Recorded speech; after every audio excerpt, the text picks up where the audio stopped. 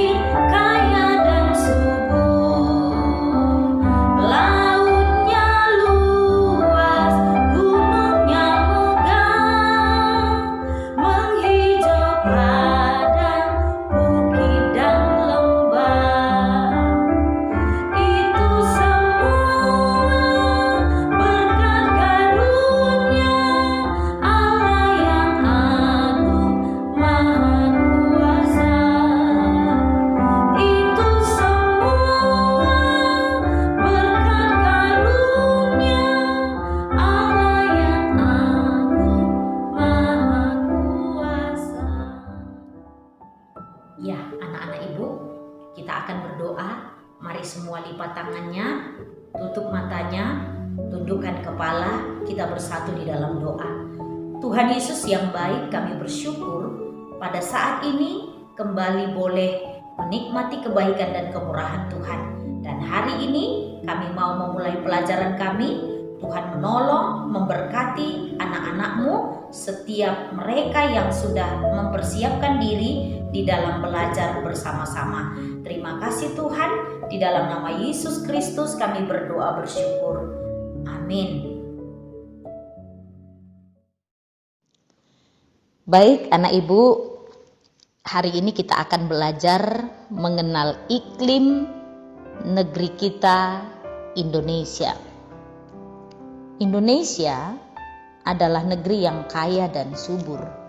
Sama seperti lagu kita tadi yang mengatakan bahwa Indonesia memiliki keindahan alam yang luar biasa. Padang yang hijau membentang, luas, dikelilingi oleh banyak lautan yang menghubungkan pulau-pulau. Itu semua karena kasih dan karunia Tuhan bagi bangsa Indonesia. Jadi, kita patut bersyukur atas karya Tuhan. Memang secara geografis, Indonesia terletak di antara dua benua, yaitu benua Asia dan Australia. Sedangkan secara astronomis, terletak di antara garis 6 derajat lintang utara, 11 derajat lintang selatan, dan 95 derajat bujur timur, 141 derajat bujur timur. Letak geografis dan astronomis tersebut mempengaruhi keadaan iklim di Indonesia. Indonesia mengalami 3 iklim, yaitu iklim musim, iklim tropis atau panas, dan iklim laut. Keadaan iklim di Indonesia dipengaruhi oleh letak geografis dan astronomis. Coba bayangkan jika setiap negara dan benua di bumi ini tidak teratur dengan baik. Pasti akan menjadi kacau, bukan?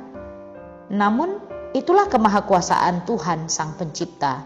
Ia sudah merancang segala sesuatunya secara baik, khususnya bagi negeri kita, Indonesia. Tuhan adalah pencipta dan pengatur yang agung. Ingatkah kamu kisah Adam dan Hawa di Taman Eden? Jika kita baca kembali Kejadian 2 ayat 8 sampai 14, kita melihat Tuhan menata Taman Eden secara terinci dan teratur. Segala sesuatu yang Tuhan ciptakan bermanfaat bagi kehidupan Adam dan Hawa. Tuhan tidak hanya mencipta dan menata Taman Eden secara baik dan teratur, tetapi juga seisi bumi, bahkan sampai iklim dan cuaca pun sudah diatur oleh Tuhan. Wah, hebat ya Tuhan kita. Sampai-sampai iklim pun diatur oleh Tuhan. Anak-anak Ibu, apa sih pengaruh iklim bagi manusia? Tuhan menciptakan iklim yang memiliki manfaat bagi manusia, binatang, dan juga tumbuhan. Iklim di satu negara atau wilayah mempengaruhi musim yang ada. Di Indonesia sendiri terdapat musim kemarau dan musim hujan. Kedua musim ini akan berpengaruh terhadap kehidupan manusia dan makhluk hidup lainnya. Pernahkah kamu berpikir seandainya di Indonesia ini hanya ada satu musim? Apa yang akan terjadi? Coba, seandainya hanya ada satu musim, mungkin akan terjadi bencana. Misalnya, hanya musim hujan saja. Hujan akan terus-menerus terjadi, akan membuat volume air sungai menjadi naik. Bencana banjir akan terjadi. Tidak hanya itu, hujan yang berlangsung terus-menerus juga bisa menyebabkan tanah longsor. Masih ingatkah cerita tentang Nuh? Tuhan mendatangkan hujan selama 40 hari 40 malam tanpa berhenti. Peristiwa ini menyebabkan bumi dipenuhi air. Lalu, bagaimana seandainya hanya ada musim panas? Apa yang akan terjadi? Ya, pepohonan akan layu dan mati. Kekeringan terjadi di mana-mana. Manusia sulit untuk bertahan hidup. Binatang-binatang di hutan pun kekurangan air dan akhirnya mati. Seperti dalam kisah Nabi Elia, Tuhan menghukum bangsa Israel dengan kekeringan. Namun Tuhan meminta Nabi Elia untuk pergi ke tepi sungai Kerit. Di sana ada burung gagak yang membawa roti dan daging setiap pagi dan siang. Dalam 1 Raja-Raja 17 ayat 1 sampai 6. Elia pun bisa minum dari air yang mengalir di sungai itu. Sementara di tempat lain tidak ada lagi makanan dan air.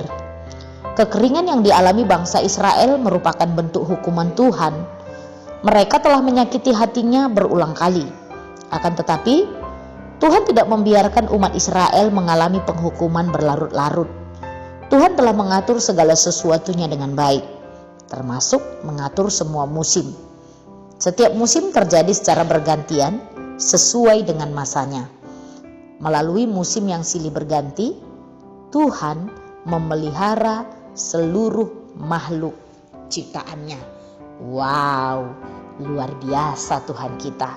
Kita patut menaikkan syukur kita karena Tuhan kita mengaturkan semua yang terbaik untuk kehidupan seluruh makhluk ciptaannya. Ya, puji Tuhan, pelajaran kita hari ini sudah selesai dan kita mau mengakhiri pembelajaran kita. Mari kita kembali bersatu di dalam doa. Terima kasih Tuhan Yesus yang baik, Engkau sudah memberkati kami di dalam pembelajaran kami hari ini.